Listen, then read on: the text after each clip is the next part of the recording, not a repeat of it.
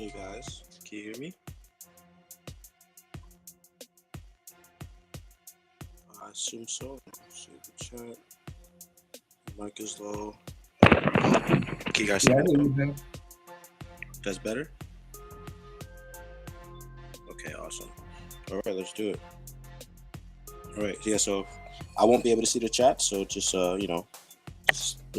interrupt me if anything. I still hear the music, by the way.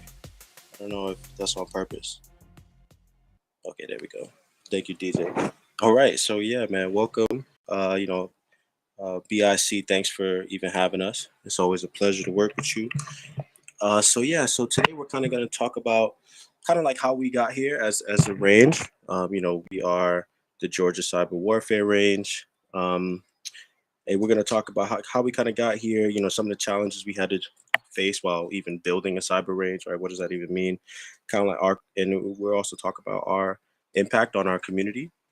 Mark, my partner is on the call. Mark, if you want to, speak up at any point, just feel free. Um, and yeah, and I think it's gonna be a fun talk. Like, forget the agenda. So high level. Here's how we kind of describe ourselves. Um, the range is a public data center, purpose with hands-on, key term, hands-on technical training and education to solve challenging problems using advanced technologies. Right, kind of a mouthful, but I think it summarizes what we're doing because overall, what we like to do is we build our own technologies too. But for all of our members who join the range, we pretty much educate them on how these technologies were built so that they can go build their own. Right? It may sound like a weird approach, but yeah, we may be creating competitors as we teach people the types of tech that we built, but we're in it for the mission more so. You'll kind of see.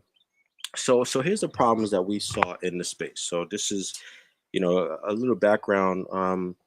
At some point, I think in 2015, I joined. I was in Arizona working for research and development for an insurance company, and one of my colleagues on the team, he pretty much brought me.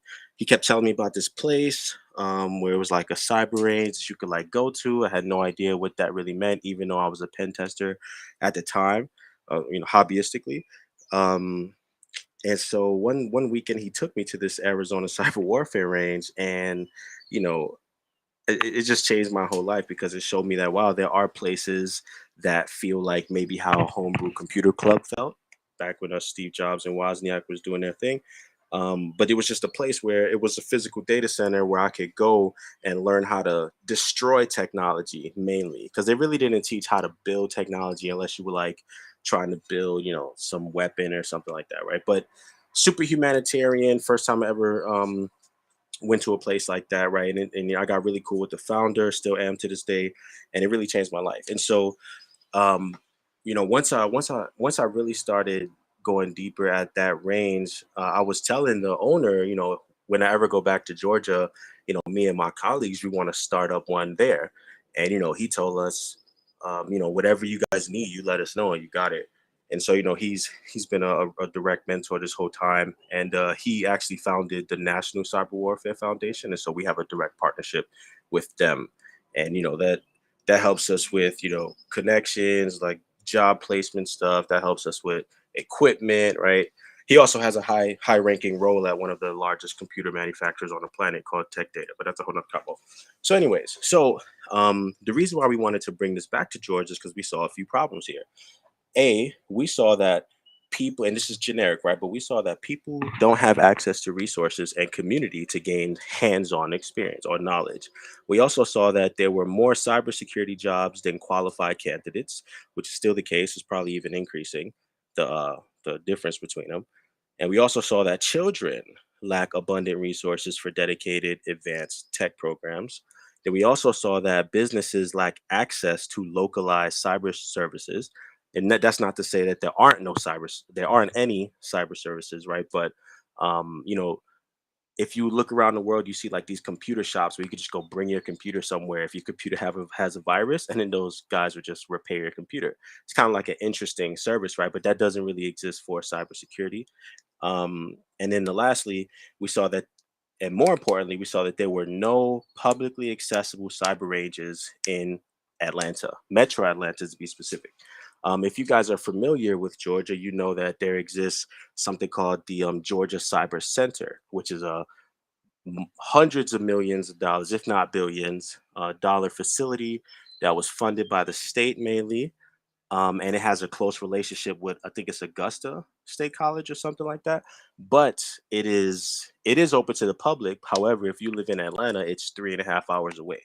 So we saw that as an issue. Even though they're ramping up their virtual stuff, we saw that as an opportunity that we could step in and help. Hopefully that makes sense. And everybody, feel free to interrupt us whenever you want. So what we figured out was, okay, in a simple way, we could provide a dedicated environment with tooling, computational resources, and educational modules. And modules should just be like education in general. Two, we said an ecosystem of technologies working together to provide solutions, environment, and hands-on education. And the ecosystem of technology starts to be important too, and you'll see. And then lastly, we say that we want to provide a software and hardware bundle for students in general, kids or adults, that pretty much has a mechanism to allow them to have a portable range.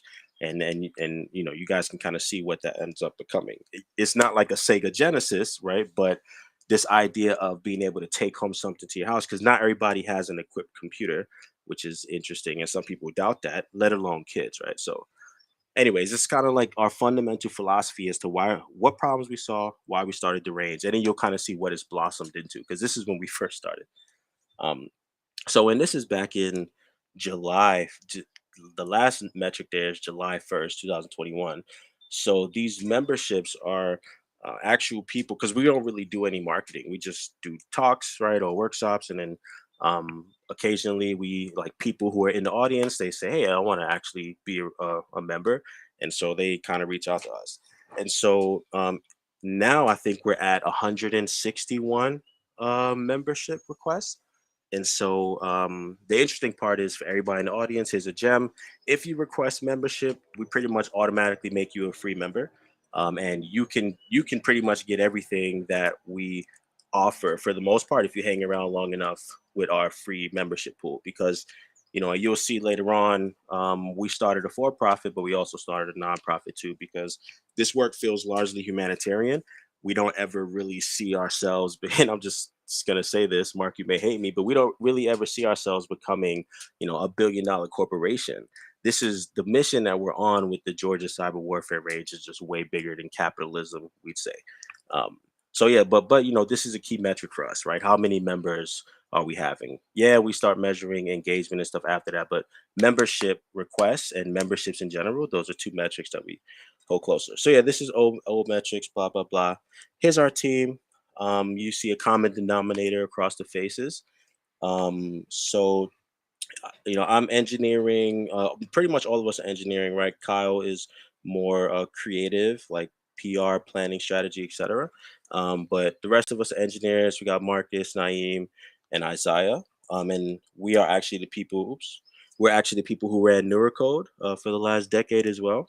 And if you guys kind of look that up, right? We were pretty much one of the go-to African American dev shops here in Atlanta. So many people came to us to get stuff built, for lack of a better phrase. Let's see how we're on time. Okay, cool. So this will go into how we even started, and then how we got to where we are, and you'll start seeing some of the challenges we had to deal with and still have to deal with. So first things first, we needed a data center, right? So this is mid 2020. We worked with several vendors, like partners, to pretty much, so two routes we took: to get the actual equipment, so the servers, and then to get the actual, like, racks, right? And this is a gem, because when we give these talks, we like pretty much teaching people how to build their own cyber range. So that's what this should sound like. First, we got a bunch of trash racks. So there are data centers all over the world, right? Many of them go out of business. If you can find a decommissioned data center who's willing to offload servers for free or for the low, that's the route you want to go, because these server racks, oh sorry, I meant to say server racks. These server racks, they are not cheap if you want to buy them new. So keep that in mind.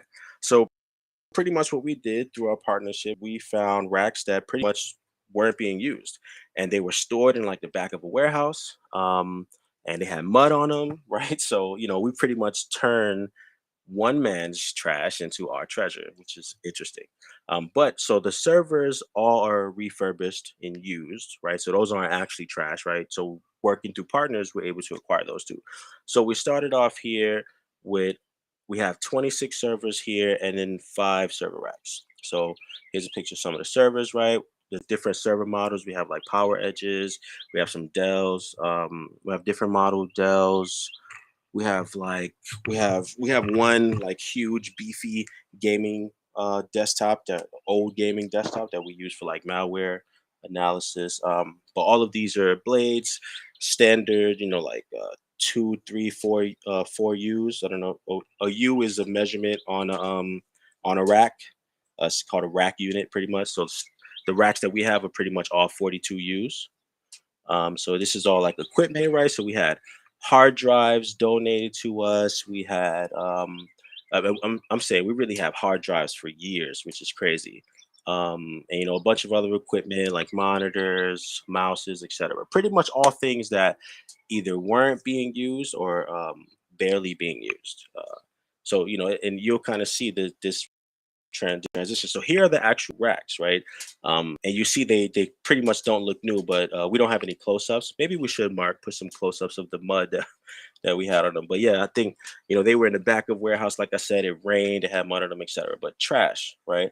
So because our family, we own a transportation business, we pretty much worked our magic as a broker to get all of the equipment shipped from where it was to where it is. Um, and so yeah, so now then we spent a few days cleaning these things. It's interesting because we did everything from simply wiping them down to doing like power a simple power clean, right? But we had to do a bunch of that stuff, right? But if you look on the left picture here, that third rack from pretty much the middle rack in the third picture, you see how you can obviously see mud on it. So whatever.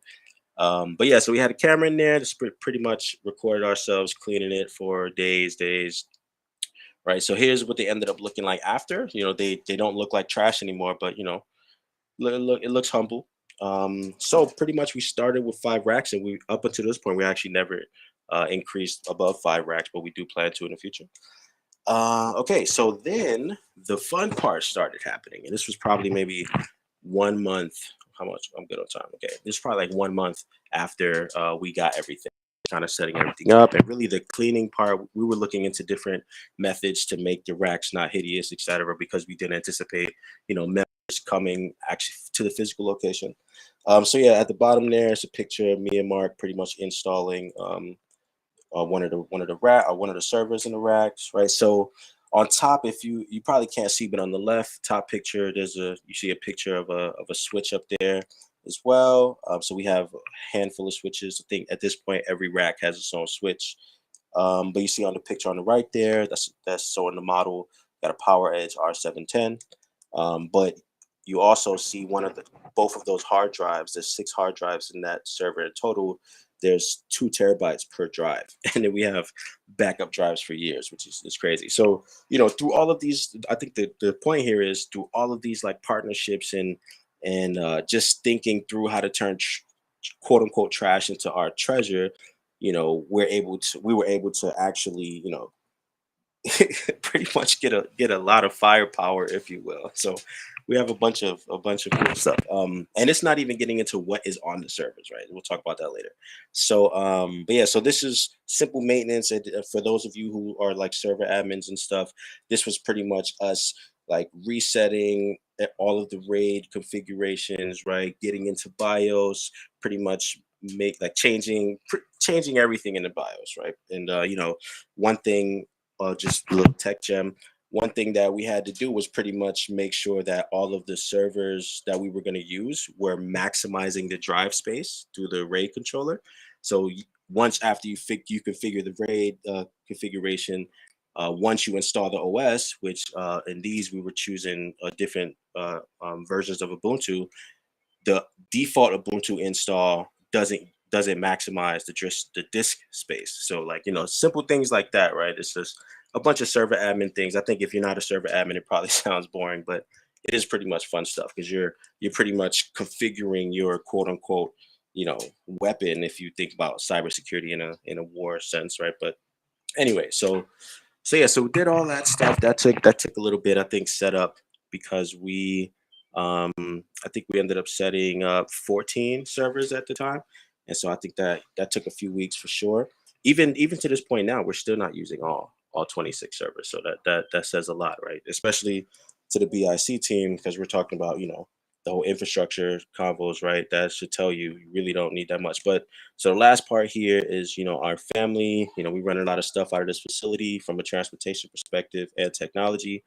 This picture here is the classroom that we just set up. So if anybody on the call is in Atlanta, you know, if you do plan on becoming a member and wanting to come through and actually attend live talks, then yeah, this is pretty much where you'll be coming. It's a humble operation, nothing crazy. But so the for-profit side of what we're doing, here's the key metrics that we think about as a range, because this notion of a freemium range, it's really not that carved out from a capitalistic like entrepreneur perspective. So there is some new ground being paved here, at least in terms of like what metrics do you optimize over, right? So first one, like we mentioned before, is memberships, free and paid. Like I said, we our base free forever membership, especially for members that come through our partnerships like BIC, etc. Like we extend pretty much all of the benefits for free for those members because it's a partnership for a reason with like BIC, etc. But the second thing we try to optimize is partnerships as well. So not just in terms of volume, but in terms of like what do we do with the actual group, right? Because I think fundamentally what we do with partners, whether they're for profit or nonprofit, we just do free workshops for their members, and then we never really even sell through the workshop because foundationally, like members know where we are, right? So occasionally we have classes where members just want to go a little bit deeper than just those free workshops. So that's when they start engaging us a little differently. And everything that I'm saying here, you can reproduce if you ever want to make your own cyber range. I think this is, there's room for all of us to win if you guys really want to play in this space. So another thing is we try to maximize training and workshops using our revenue, using our infrastructure. So we've had people in the past just try to use our infrastructure as if they would use AWS, and they would teach like paid courses, and we will partner on those. They'll pretty much give us some percentage of the courses, but they use the infrastructure for free because one decision we had to make early on is that we didn't want to in any way try to compete with Amazon, because Amazon has a huge economy of scale. It would take so much for us to reach that. That's why we don't try to make money on the actual infrastructure. Like we don't like even the idea of renting out infrastructure per hour. Like why would we do that? For us, it's about those deep partnerships with organizations and like with teachers, etc. Another thing is, so the last two actually have to do with technologies that we built, because remember we mentioned in the beginning that we actually build our own technologies. So one metric we have is specific to open source. So like how many like stars we getting on different repos, how many forks. And then another one is the usage of our range tools, because we actually build products for the world too. So we'll kind of go into that a little bit. And here's the last thing that's another gem that we're pretty much trying to figure out in the market is, like I said earlier, these portable ranges for people. And if you just put a commodity device in there, it could be like whether it's an Arduino, Raspberry Pi, you can put some commodity hardware in there. And at that point, it's about what's running on the device, which, it becomes pretty interesting. So yeah, and then another thing I'll say about these is each of these, they're configured by us to connect directly to the range. So it's a pretty cool thing. So this is our tools that we've made, our ecosystem of tools, and they play together pretty nicely. So we have 3 open source projects that are, that we push. We have other open source like repos, but they're not like products or anything like that. But we also have just 8 technologies in general that we like push. And I stress that word. Okay, so kind of going through them a little bit. So this one's open source. This is called OpenUBA. This is actually our most popular open source project. What we pretty much did here was we saw a gap in the security analytics space with regards to data science. We saw that there was a gap between companies being able to, or groups being able to regularly or easily apply purposeful data science models specifically to security data. So you have like, if you think about like Elasticsearch, they have like their ML engine or their anomaly jobs. But if you look at other tools that push like Darktrace, etc., they're pretty much closed scientific computing ecosystem. So what we did is we leaned on the open source scientific computing space, like like the the data scientists that use TensorFlow, Keras, right, PyTorch, NumPy, right, and there's a bunch of them, right. But what we did is pretty much make a lightweight platform to tie that scientific computing ecosystem together with security data and make a reusable model marketplace that people can just pretty much like, just like how you do Docker run and you put the container name, or you do like npm install, whatever. It's pretty much like a package manager for data science models specifically for security data. So most popular project. There's been several startups who literally launched their companies on this product. So, and it's growing and it's really early in development. So if we have any devs out there who want to help, hit us up. It's pretty fun stuff. This other project here, this is actually open source too. And we wrote the paper in 2016, and we were building it for those years. But what Hacker Combat does is it is pretty much a game engine for you to build a competitive head-to-head game, whether it's one-on-one or multiplayer, where you pretty much build a head-to-head game around hacking and defending specifically. So on the back end, each player has their own environments, right, which are randomized, where they have to actually perform blue and red team activities. And then every player is incentivized to hack the other players' environments, but also defend their own. Each environment has a health score, right? Super basic principles, but it actually allows for some pretty interesting game mechanics. So that's open source. If you guys ever want to do something with that, we were also thinking about doing something with BIC on this, but we just never kind of talked about it. So consider this like the first idea of just to do something competitive with the people who do your flag games. So this is for all the people in the audience who love crypto. This is a project called Kunta. We pretty much built two blockchain protocols, proprietary blockchain protocols, that are fully customizable, or maximally customizable, I should say. Uh, but Kunta's purpose is to be able to allow a developing team or a group of developers to configure their own blockchain runtime and actually design the consensus mechanisms, like design how the actual transactions will be computed upon, etc. So we pretty much refer to it as a blockchain configuration protocol, pretty much. But we actually implemented a version of this in Kenya, where we pretty much allowed for people in Kenya who didn't have smartphones to interact with the cryptocurrency over a protocol called USSD. And that's just like for all the people who used to have Nokia phones back in the day. Those Nokia phones had, they didn't have smart screens, right? Or they weren't smartphones at all. And so how you sent a text message over in those days, USSD is another protocol that's pushed by telecommunications companies, and it allows for an interactive session with a person that doesn't have a smartphone. So we pretty much built the layer to interact with USSD around the second version of Kunta, which is called Africa OS, like Africa Operating System. And so the second protocol was actually written in Rust. Actually, yeah, I'm sorry, I'm sure there's devs on the call. The first protocol was written in JavaScript, and the virtual machine was in C++ at first. And eventually the virtual machine for the first version was switched out for a Rust implementation that we were then compiling to WASM, WebAssembly. If you don't know what WebAssembly is, definitely look into it. Bringing compilation to the internet, to the browser. That's a whole nother story. But and then the second version of the Kunta Kunta protocol, Africa OS, that was written in pure Rust. And both of those are open source. You can go check them out, check out the papers. On the top right there, that's one of the interfaces that we built to actually watch your blockchain, your configured blockchain kind of grow. Cool stuff. Those are the papers at the bottom. So this project right here, so I'm good on time. This project right here is called Mycro. We pretty much saw a problem that we were dealing with, where, and let me say this again too. Keep in mind, everything that I'm showing you here, it's not just products that we made. We teach our members how to build the same things. Like we literally teach them how we built it. So it's a slightly different perspective on releasing products because we're so focused on educating our members.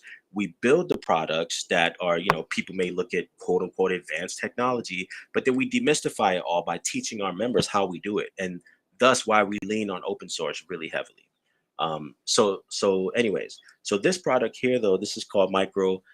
It's pretty much like Fiverr just for devs, where like if I have a dev story that I need done, I pretty much like write a GitHub gist on what I need written, and then developers on like once you post that dev job, and it's really, and each development task is a small development task, hence the name Mycro.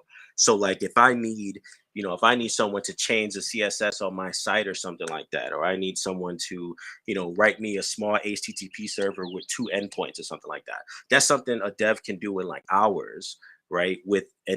Especially in an isolated way. So once you post a dev task, then all the devs on the platform who see it, they then pretty much race to get it done. And so the first dev to get it done to your liking, they get whatever financial bounty you set on it. So once you post a dev task, you actually set your own bounty, right? So cool stuff, little experiment, whatever. This is actually something that devs find interesting, and our members who stay with us for a while, especially like free members, they pretty much get a free version of this, a free shirt through Code Merch. But what Code Merch pretty much allows you to do is you use the browser to write some code, and then you literally get that code printed onto some type of merchandise, whether it's a mug, a hat, a shirt, etc. So, randomly we get purchases from people online, I guess because of our SEO, but it's actually an interesting thing that I wrote a blog post on this too, if you guys are ever interested to kind of see how you build it, whatever. But we show our members how to build this stuff too. But Code Merch is an interesting product. And then this last one I think will hit home for a lot of people. This is pretty much a toy NFT marketplace where we pretty much made NFTs out of like bars from hip hop, like lines from hip hop, punchlines, etc. Made NFTs out of them. But the marketplace is not the point. The point is we use this marketplace to show our members how to actually build NFT marketplaces, like how to write an NFT contract, right? Like stuff like that, right? Real deep technical stuff. But we use this playground NFT marketplace as like the demo. So that's why we say a toy product. Yeah, so interesting stuff, right? And then here, one of the last things is we told you that we actually started a nonprofit too. And here's kind of the main tenets, right? The foundation of the nonprofit allows us to maintain the IP for everything that we build, and then like our for-profit, the actual range just licenses that, right? And it's interesting because the range, we pretty much have exclusive licensing rights with the nonprofit. So anybody in there who's kind of in that space where you're building open source tools, this is actually a common approach taken by open source companies. Like this is why you have the Ethereum Foundation. So yeah, now we're actually waiting on our 501c3 officially, so that should be fun. And then also this allows us to kind of like apply for grants, which in the end allows us to teach more people for free or cheap. You see what I'm saying? So it kind of plays together nice, especially if you're on this mission that is a little bigger than just making money. So so kind of high level stuff. This is what our roadmap kind of looks like, just from like a dev culture or like something we want to give to the world.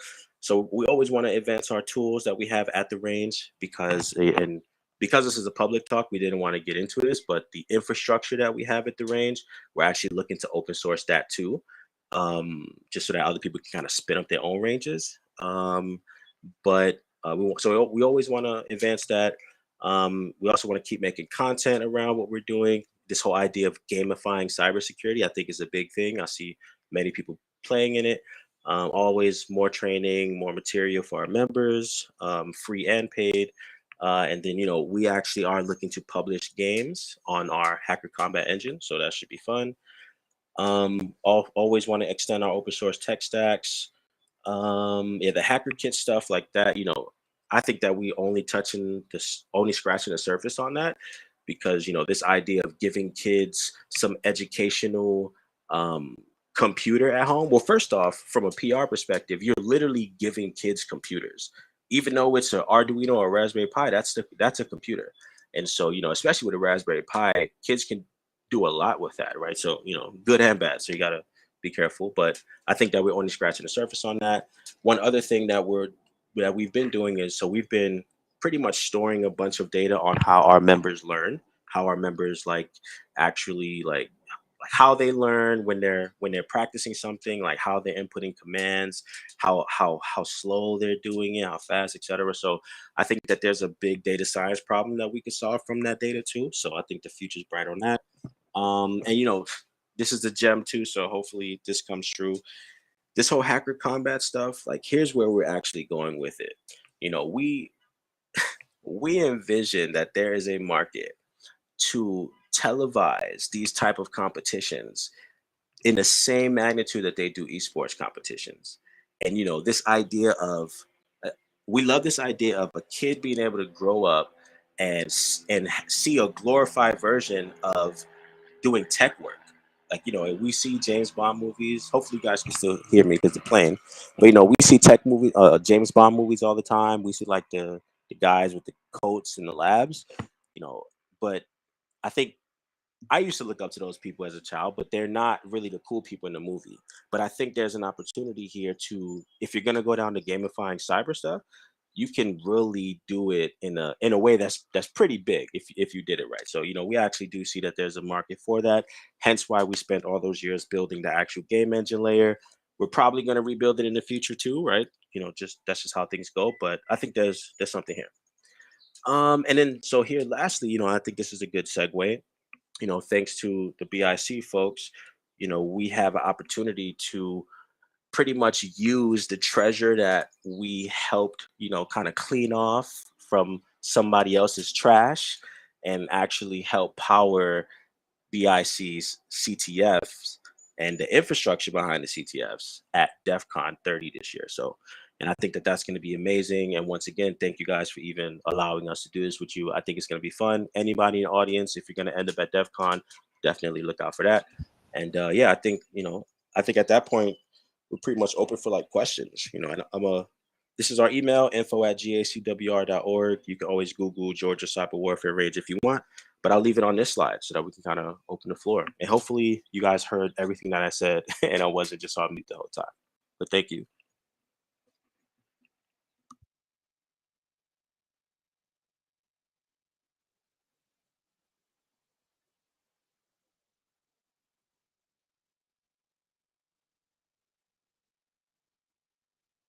Oh, let me see.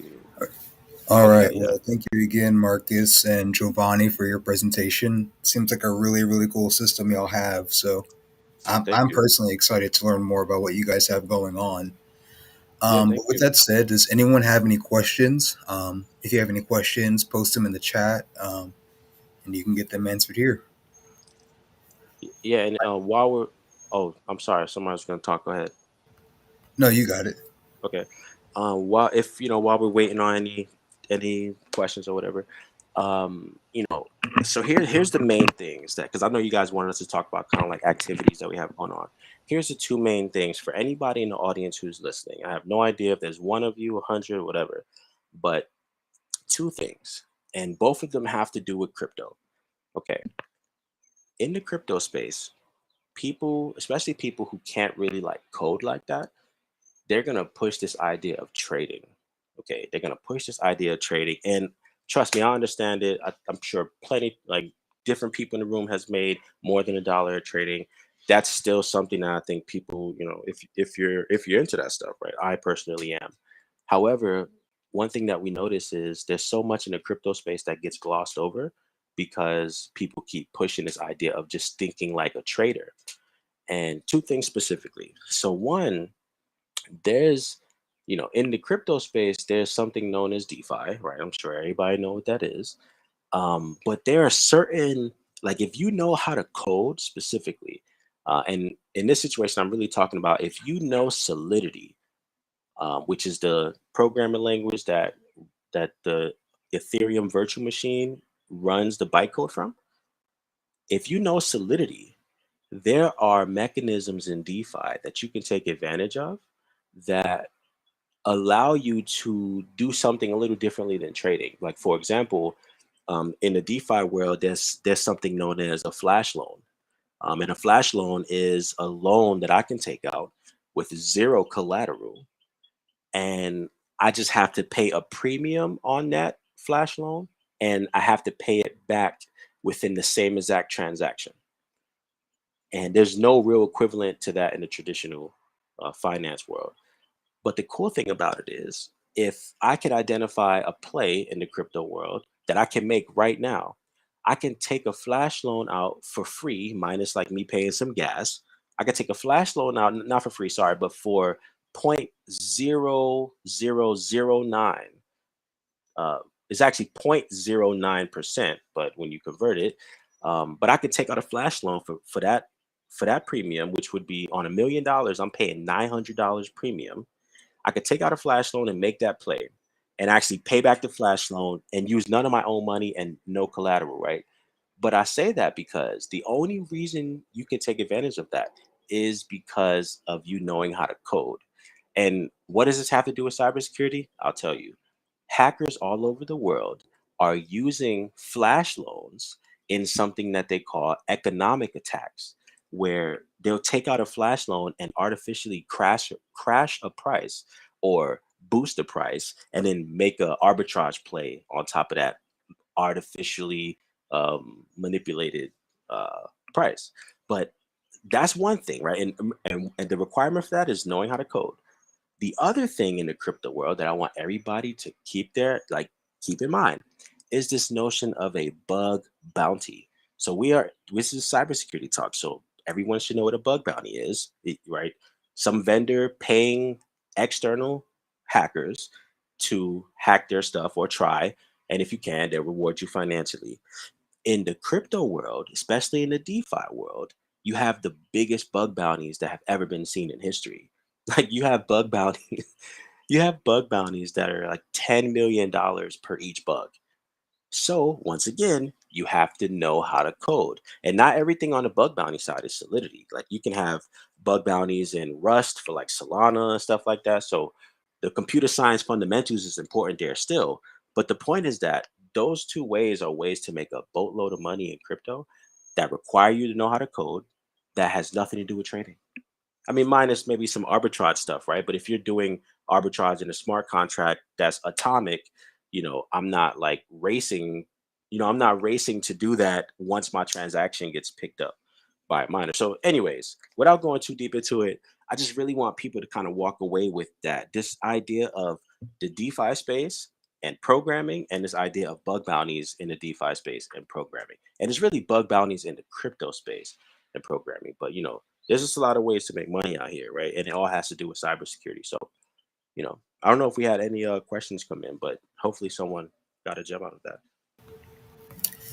Yeah, no, I don't see any other questions at the moment, but that's really insightful.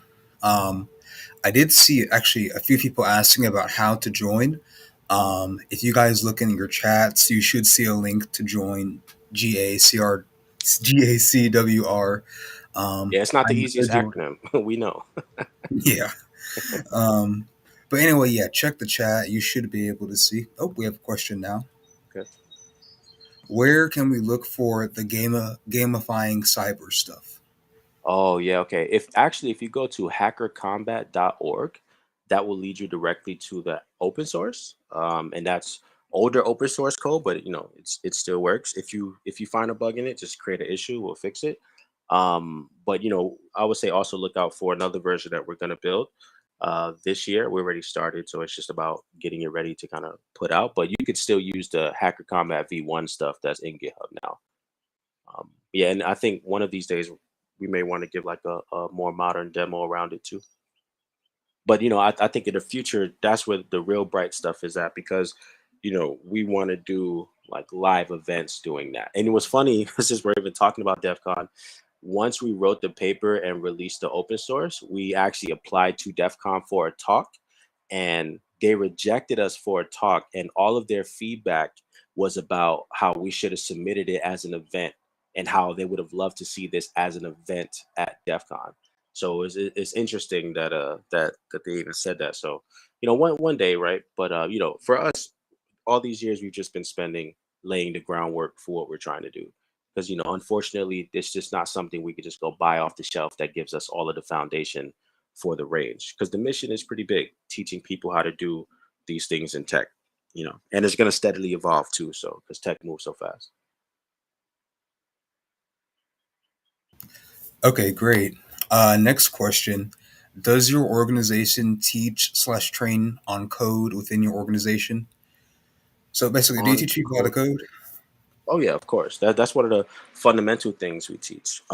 There's actually a slide that's on the other slide deck that we have, but it's a slide about the foundations that we teach. And one of the first things that we teach people is how to get comfortable on the terminal, both Linux and Windows, because and we have the slide has a bunch of pictures from movies of hackers, like portrayed in movies. And what we're pointing out is the common denominator of all of these movies is somebody sitting in front of a black and green screen, or like black and blue, or black and white, right? So we fundamentally spend a lot of time teaching people how to get comfortable on the terminals and how to find their way around, because I mean, everybody on the call who's in cybersecurity for real, the importance of that. So that's one of the main things that we teach. But yeah, we teach people several languages, and we don't even like we actually teach people all of the languages that we know as a team.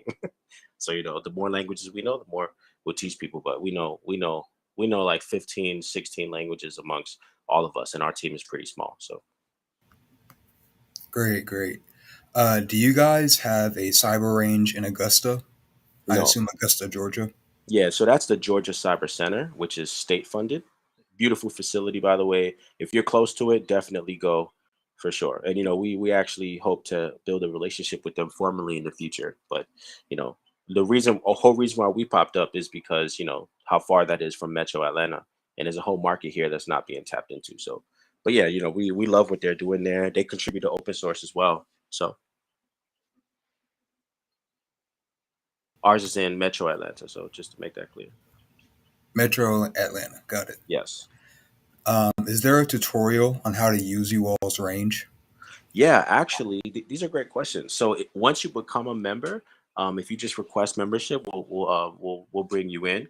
Once you become a member, we send you links for you to sign up on our online courses, and our online courses, like the online courses we have to interact with the range and all that stuff, is free. We'll never charge for like stuff like that. Actually, we don't even have any public courses that we charge for. Like all of the ones that we have public are free. So that's just not our game, right? But we definitely have some on-demand video content if you want to know how to like engage with the range, etc.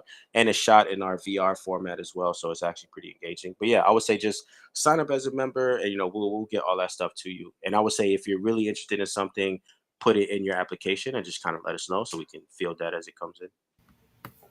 Got it. So, yeah, if you guys want to learn more, be sure to sign up. On we sent the link in all the chats, so you should be able to access it now.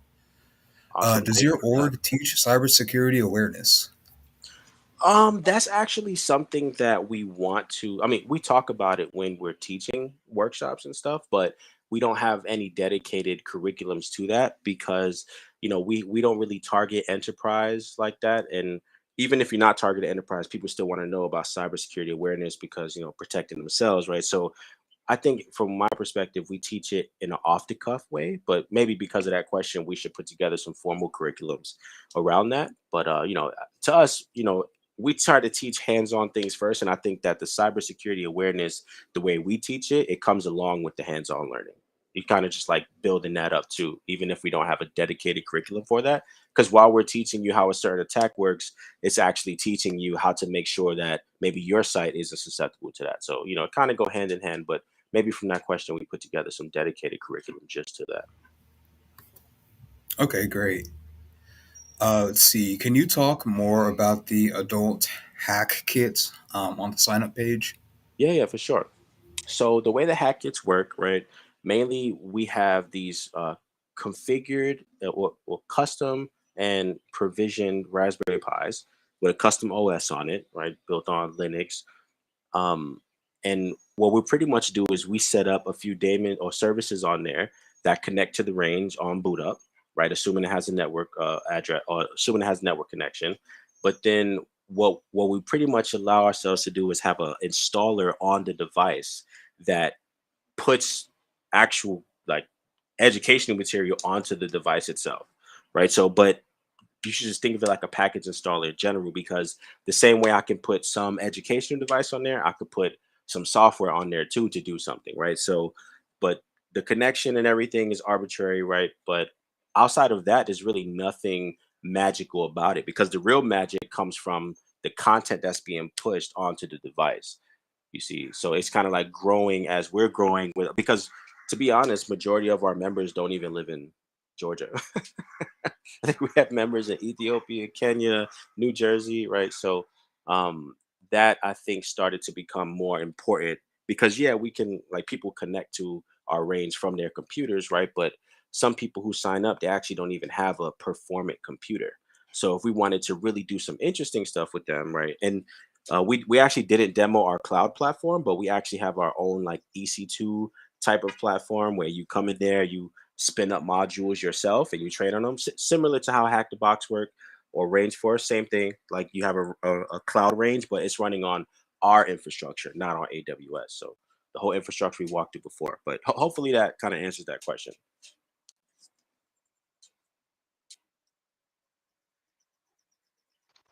All right. One question that I have is where for the portable ranges that you spoke of earlier, what would be some of the trade-offs that you get when you're going for a smaller, more portable stack? Yeah, to be honest with you, I think the smaller, more portable stuff it lends itself better for kids, because a lot of kids that we meet, they don't have their own machines, right? Like they have a parent's machine, right? But for an adult, if you have a computer, you know, what we want to do is make it where we can push the content to your computer instead of like you having to get this device, right? But the device tends to be useful for if someone wants to do something offline, right? And believe it or not, people may want to do something like that. No one has ever used it on a plane, but you know, the fact that instead of setting up all this stuff on your machine, you could have something that already has let's say some targets on it, or let's say some tooling on it and some targets, right? And kind of allow you to do some local base, security testing, et cetera. So, the kind of sky's the limit on that, right? But for us, we really wanted to be able to target people who don't have performant machines. Because I mean, I have MacBooks. I'm sure many of you have nice computers, but what we found is from people that we meet, especially since they're all not from here, they don't all have the same type of machine. So, especially and a lot of them don't even have the same type of internet connections. So, kind of trying to serve as many people as we can, if that makes sense.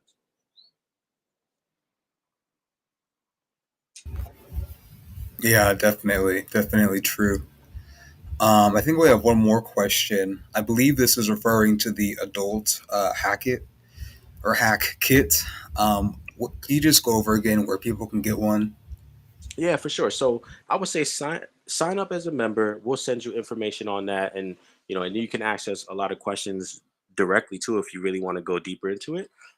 Because we're not in the business of just pushing them so people can like buy them and we make money. We actually want you to see the benefit in it before you try to do something like that. Because if you really wanted to just get started tomorrow, I would say just become a member and use our cloud range, right? Because I think that the hack kits tend to be more useful for people who don't always want to have to connect directly to the range, right? They want to have something they can just work on locally. And there are people like that. So, but if you want to just get started like today, tonight, tomorrow, I would say just sign up, use our cloud range, and then, I think there you can just get started right away. So, but yeah, if you want to know more about the hack kits, I would say in your application, just kind of ask your questions, and yeah, we'll just hit you up directly. We like being like open to the public to talk about things, because we're still trying to figure things out too. Nobody has set up a for-profit and nonprofit this way, and has, really made the impact that we're trying to make. So we're definitely still figuring things out. So, we welcome all collaboration, all questions, all help, everything. And thanks for the great questions too. Yeah, great information. Once again, the link to sign up is in the description on all platforms. Yeah, it's on screen now. So you're just going to the either the link on screen or in your chat. Yeah, and we're really looking forward to the DEFCON stuff, man. I think it's gonna be amazing. Our talk on Saturday, hopefully, it's gonna be fun. So Yep. Yep, and on your screen now is also the link to our village for DEFCON 30. So definitely check that out. And definitely come see us in person if you're going to be at DEFCON this year in person.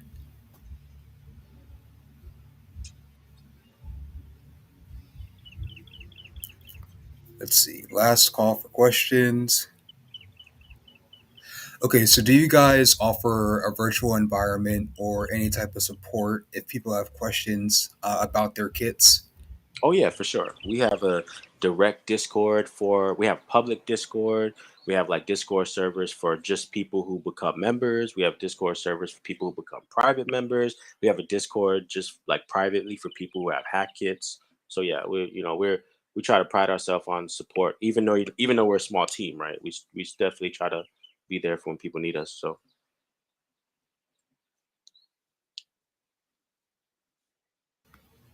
All right, great. Again, guys, this is a great time to ask questions. So please don't be shy. Just throw them in the chat and we'll get your questions answered. yeah, and anybody who wants to go a bit deeper than just being a member, like actually wants to be a part of the team, because everybody that I showed you on the slides, that's just the founding team. But we have like members who have kind of stepped up and helped the team. So if you want to be someone like that, feel free to reach out for sure. Because I think you can get a lot of benefit as a member for sure. Like I think that what we're doing, even if you're just a free member, I think we could tremendously accelerate your whole career without us making a dime off of you. But I think where you get the even the most benefit is actually being a member who wants to help, because then I think you start to be involved in how we're building like tooling for the range, right? Like how do you actually technologically set up your own? How do you maintain it? How do you monitor it, right? So I think and we also offer internships too. So if anyone's interested in that.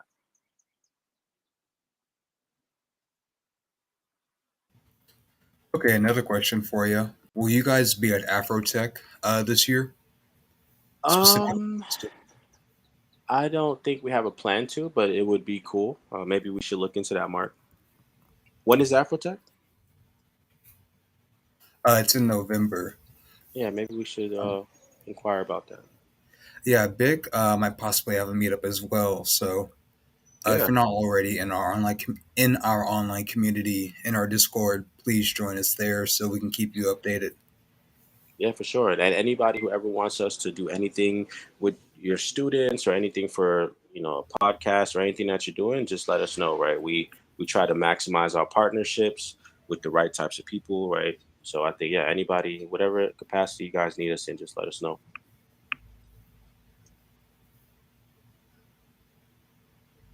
Alrighty.